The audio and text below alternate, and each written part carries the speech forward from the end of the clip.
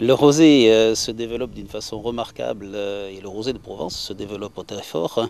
D'abord parce qu'il y a eu d'énormes progrès de qualité, il y a eu une révolution de qualité en particulier en Provence avec l'installation d'un centre de recherche sur le rosé et également parce que, vous le voyez ici, il y a un terroir qui est tout à fait propice à la culture du rosé, à la culture au sens culturel du terme, et également un ensemble de cépages qui font la qualité du rosé de Provence.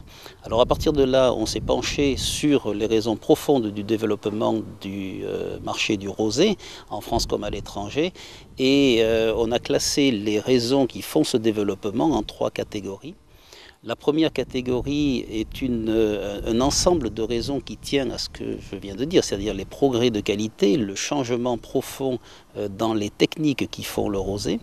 Le deuxième ensemble de raisons sont des raisons de comportement du consommateur avec les changements dans les styles de vie, dans la façon de s'alimenter, l'arrivée des saveurs exotiques, l'arrivée des plats froids, le fait qu'on prend maintenant ses repas sur le pouce assez rapidement, et puis cette façon de déstructurer les repas, de les renouveler, dans lequel le rosé va bien sûr tout à fait bien.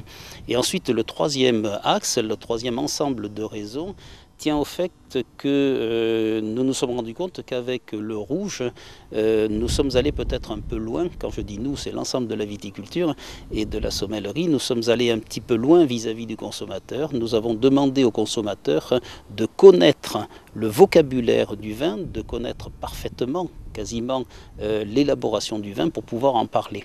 Et on a provoqué une espèce de rejet de cette culture un petit peu trop lourde, un petit peu trop forte, et le rosé qui lui était en marge traditionnellement depuis des années de ce mouvement très profond sur le vin, eh bien il se retrouve sur le devant de la scène, et c'est d'ailleurs le consommateur qui a choisi le rosé et non pas le prescripteur. Ce qui fait le secret de la couleur doit être bien gardé en Provence déjà. Mais ce qui fait le secret de la couleur, c'est un ensemble de techniques qui se sont mises en place depuis une vingtaine d'années. Parmi ces techniques, il y en a 2 principales. D'abord l'utilisation du froid.